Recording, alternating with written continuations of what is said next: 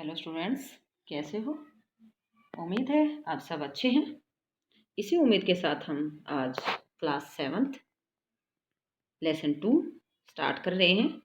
Lesson name is हमारी पृथ्वी के अंदर, यानी कि जो हमारी अर्थ है उसके इनसाइड पार्ट के बारे में आज जानेंगे और समझेंगे कि पृथ्वी के अंदर किस तरह की कंडीशन है। ठीक है, वीडियो को ध्यान से सुनना है, समझना है।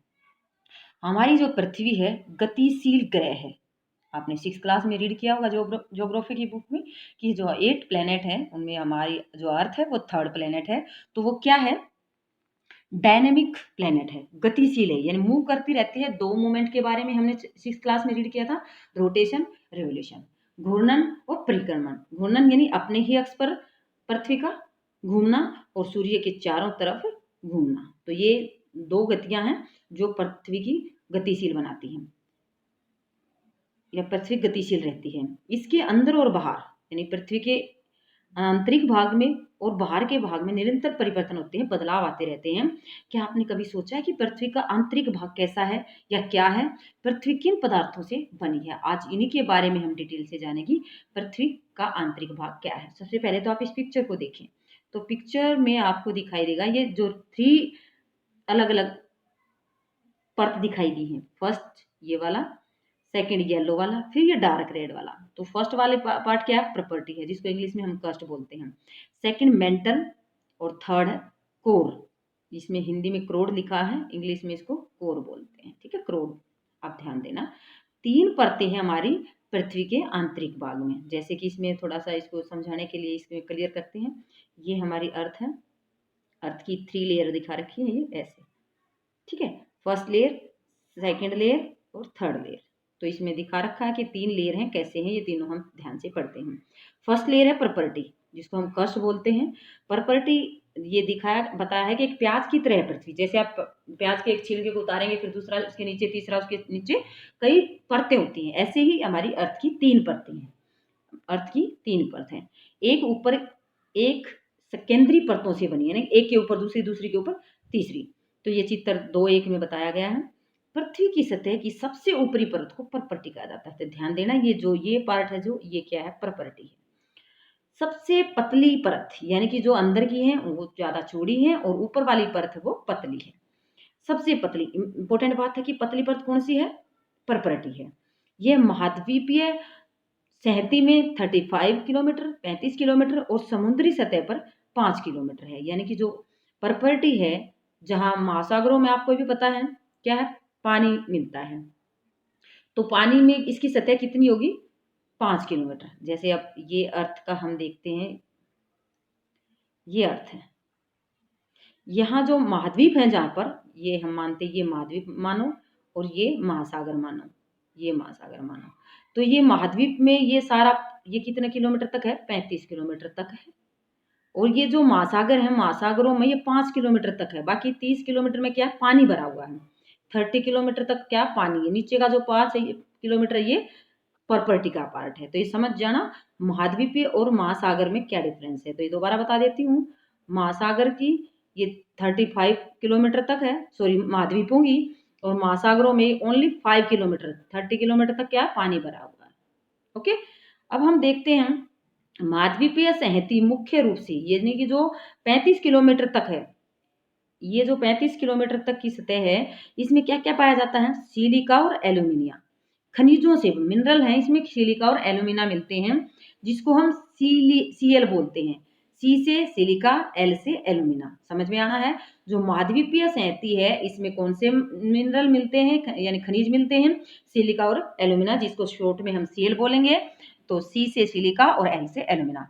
अब ये महासागर की प्रॉपर्टी में ध्यान देना, ये दोनों की अलग अलग बता रखी है। महासागर की जो 5 किलोमीटर की प्रॉपर्टी है, उसमें सिलिका और मैग्नीशियम मिलता है। उसमें एल्यूमिना था सिलिका के साथ, इसमें मैग्नीशियम, तो जिसको सी में बोलते हैं। सी से सिलिका, मैं से मैग्नीशियम। तो दोनों का ध्यान रखना है, महासागरीय और महाद्वीप का। ठीक है, जैसे कि इस पिक्चर में दिखाया गया है, ये ध्यान दें आप।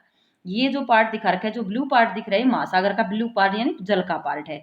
इसके नीचे की ये जो प्रॉपर्टी भाग है, ये भाग है, ये 5 किलोमीटर तक है। ठीक है, तो ये महासागरीय है, जिसमें 35 किलोमीटर तक क्या महाद्वीप का पार्ट है, जो हमारा परत है, ऊपरी परत प्रॉपर्टी की।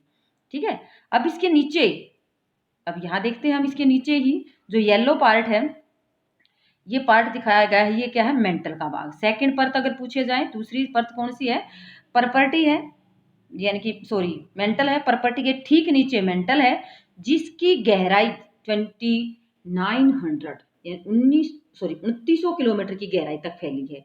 कौन सी परत, मेंटल परत। दूसरे नंबर की जो परत है उसकी कितनी है, ये देखना कि प्रॉपर्टी सिर्फ 35 किलोमीटर, वो 35 कहाँ होता है, महाद्वीपों में है, और महासागरों में 5 किलोमीटर तक है। ठीक है, अब इसकी सबसे आंतरिक परत क्रोड है, जो तीसरी अंदर वाली, सबसे अंदर वाली क्या है, क्रोड है। तो ये ध्यान देना, यहाँ आंतरिक क्रोड है। दूसरे नंबर पर प्रॉपर्टी से नीचे क्या है, मेंटल है, जिसकी कितनी किलोमीटर गहराई है, 2900 किलोमीटर गहराई है। जिसकी त्रिज्या बोला गया है, यानी कि त्रिज्या कितनी है, 3500 किलोमीटर है। किसकी त्रिज्या बताई है यहाँ पर, कोर की, जो कोर है उसकी त्रिज्या बताई गई है 3500 किलोमीटर। गहराई आपने मेंटल की देखा था 2900 किलोमीटर, अब ये इसकी त्रिज्या बताई है, वो है 3500 किलोमीटर। और इसमें क्या पाया जाता है, इस परत के अंदर निकल और लोहा ये बनी होती है, जिसको शॉर्ट में निफे बोलते हैं। नी से निकल, फे से फेरस, फेरस मीन आयरन या लोहा। केंद्रीय जो क्रूड है, बिल्कुल सेंटर का जो पार्ट, वहां पर जो टेम्परेचर है, तापमान है, और जो प्रेशर है, दाब है, वो काफी ऊंचे, ज्यादा मात्रा में पाया जाता है। यानी कि हम समझने की कोशिश करेंगे, ये हमारी अर्थ है, अर्थ का जो बीच वाला पार्ट है, ये जो पार्ट है, इसकी जो इसकी त्रिज्या है, जो ये कितने है, ये सेंटर में क्या है, जो इसकी त्रिज्या है वो 3500 किलोमीटर है। और इसमें क्या पाया जाता है, निकल और लोहा पाया जाता है। इसके जो सेंटर है, यहाँ पर तापमान और क्या प्रेशर बहुत ज्यादा होता है, दाब बहुत ज्यादा होती है। अब यहाँ देखेंगे साइड में इंपॉर्टेंट बातें हैं। पृथ्वी के आयतन का केवल 1% हिस्सा ही प्रॉपर्टी है, यानी कि जो हमारी पृथ्वी है टोटल, वो प्रॉपर्टी उसका कितना हिस्सा है, 1% है। और जो मेंटल है वो 84% है, 84% है। और 15% हिस्सा इसका जो है क्रूड है।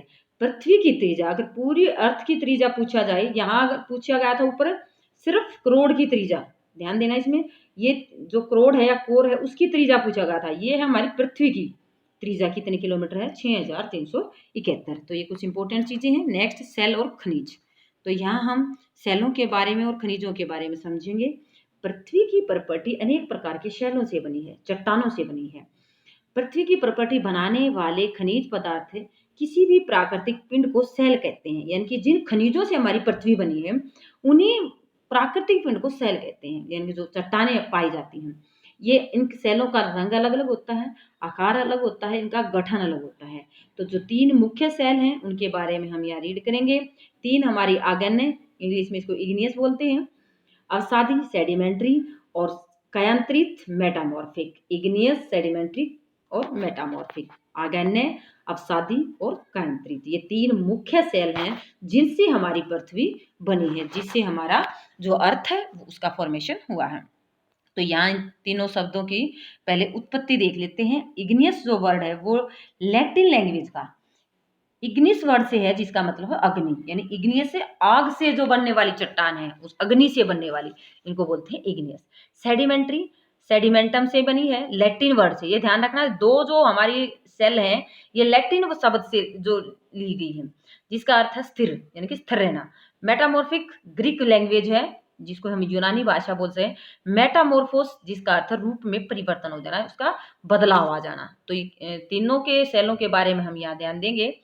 तो तीनों सेल कैसे बनती हैं इनके बारे में जानेंगे। तो पहले हम द्रवित मैग्मा ठंडा होकर ठोस हो जाता है। अब मैग्मा कहाँ मिलेगा ये ध्यान देंगे हम।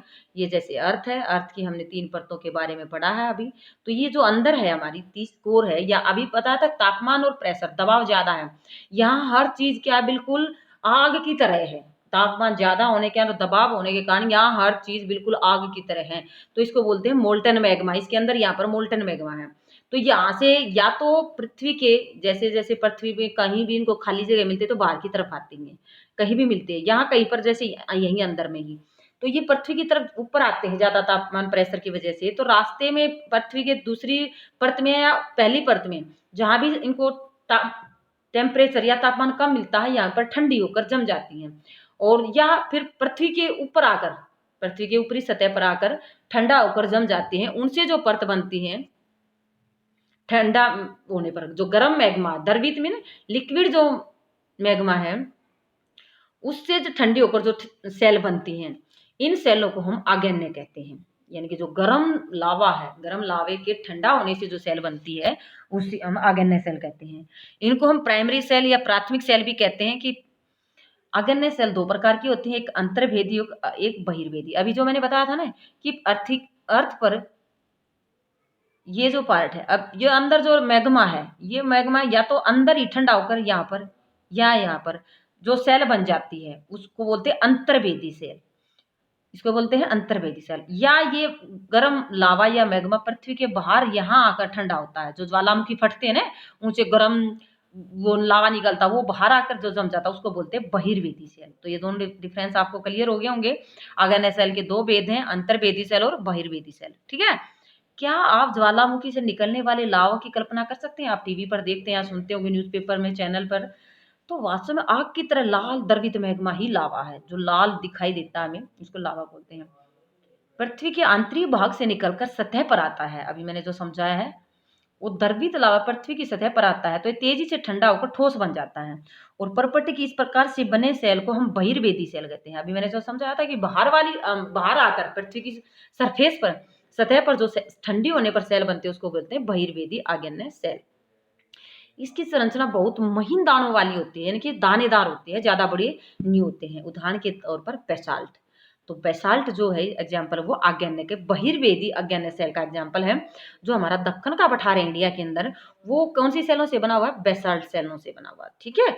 अब दूसरी के बारे में बात करते हैं। जो द्रवित मैग्मा कभी कभी भूपृष्ठ के अंदर गहराई में ही ठंडा हो जाता है, तो इस प्रकार के बने ठोस सेलों को हम अंतर्भेदी आग्नेय। अभी मैंने यही समझाने की कोशिश कर रही हूँ बार बार कि जो परतें हैं अंदर, ये द्रवित मैग्मा है, जो आंतरिक भाग में कहीं भी, मैं ये नहीं कहती कहीं भी ठंडा हो जाता है उसको बोलते हैं अंतर्भेदी। और जब ये ज्वालामुखी की फटकर बाहर आता है पृथ्वी की सतह पर, तो उसको बोलते हैं बहिर्भेदी आग्नेय सेल। उम्मीद है समझ में आ गया होगा। धीरे धीरे ठंडा होने पर ये बड़े दानों का रूप ले लेता है, यानी कि जो बाहर आकर जमता है वो छोटे छोटे दाने हैं, जिसका बेसाल्ट का एग्जाम्पल अभी समझाया हम। बड़े बड़े दानों का रूप लेता है वो ग्रेनाइट है। ग्रेनाइट एक ऐसे ही सेल का उदाहरण है जिसमें मसाला और दानों का चूर्ण बनाने के लिए अब घर्षण पत्थरों का उपयोग किया जाता है, यानी कि ऐसे पत्थर हैं जिनके इनको चूर्ण बनाया जाता है, ये ग्रेनाइट के बने होते हैं। ठीक है। अब आगे देखते हैं हम, जो एक सेल के बारे में तो हमने पढ़ लिया, आग्नेय सेल कैसे बनती है। उसके बाद सेडिमेंट्री, यानी कि सेडिमेंट्री को अवसादी सेल कहते हैं। या अवसादी सेल कैसे बनती हैं अब ये देंगे। जो आग्नेय सेल बन चुकी है उन सेलों का लुढ़क कर, चटक कर, एक दूसरे से टकरा कर छोटे छोटे टुकड़ों में टूट जाना, यानी कि जो बड़ी सेल हैं वो एक दूसरे से टकरा कर, चटक कर जो टूट जाती हैं, उन टूटे हुए कणों को क्या कहते हैं? हम अवसाद कहते हैं। यानी कि जिसको कोई चीज टूट जाती है, हम मानते हैं कि ये बेकार हो गई है, लेकिन जो चट्टान है वो टूट जाती है, वो कौन सी चट्टान का रूप धारण कर लेती है? अवसादी चट्टान का। ये अवसाद हवा के साथ, जल के साथ एक स्थान से दूसरे स्थान पर पहुंचकर जमा हो जाते हैं। तो ये अदृढ़ अवसाद दबकर, यानी कि जब एक स्थान से दूसरे स्थान पर चले जाते हैं, पृथ्वी के नीचे दबकर कठोर होकर सेल की परत बनाते हैं। तो पृथ्वी के नीचे दबने से कौन सी सेल बन जाती है? अवसादी सेल बन जाती है। इस प्रकार सेलों को क्या बोलते हैं? हम अवसादी सेल कहते हैं। उदाहरण के तौर पर बलुआ जो पत्थर है रेत के दानों से बनता है। सेलों में पौधे, जानवरों और अन्य सूक्ष्म जीवाणु जो कभी इन सेलों पर रहे हैं जीवांशम भी हो सकते हैं। यानी कि इन सेलों के साथ साथ जो रेत के दाने होते हैं, पौधे उगाते हैं, जानवर यहाँ पर रहते हैं, तो उनसे जीवांशम भी हो सकते हैं। ठीक है। नेक्स्ट है आग्नेय और अवसादी सेल। दो के बारे में हम पढ़ चुके हैं। तो आग्नेय और अवसादी सेल उच्च तापमान के कारण या दाब के कारण किस में बदल जाती हैं? कांतरित सेलों में परिवर्तित हो जाती हैं। किसके कारण? उच्च ताप और दाब के कारण जो दोनों अवसादी सेल और आग्नेय सेल है वो तीसरी सेल में बदल जाते हैं, कायांतरित सेल, जिसको मेटामॉर्फिक बोलते हैं। उदाहरण के तौर पर चिकनी मिट्टी, स्लेट, चूना, पत्थर, ये कौन सी एग्जाम्पल है? ये कायांतरित सेल के एग्जाम्पल हैं। ठीक है। नेक्स्ट पेज पर हम देखते हैं कि सेल हमारे लिए बहुत ही उपयोगी हैं। कैसे उपयोगी हैं ये ध्यान देंगे। कठोर सेलों का उपयोग सड़क बनाने में, घर बनाने में, इमारत बनाने के लिए किया जाता है।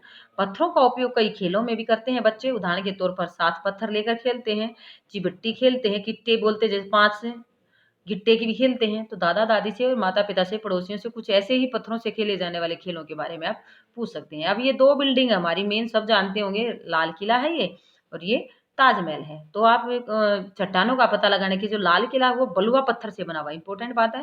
ताजमहल वो सफेद संगमरमर से बना हुआ है। तो आप ये देखना कि बलुआ पत्थर हमारी कौन सी है और जो संगमरमर है ये कौन सी सेल है हमारी। यहाँ भी बताया है हमने, जो संगमरमर है वो हमारी कायांतरित सेल है। तो कायांतरित सेल से क्या बना हुआ है, ताजमहल बना हुआ है सफेद संगमरमर से।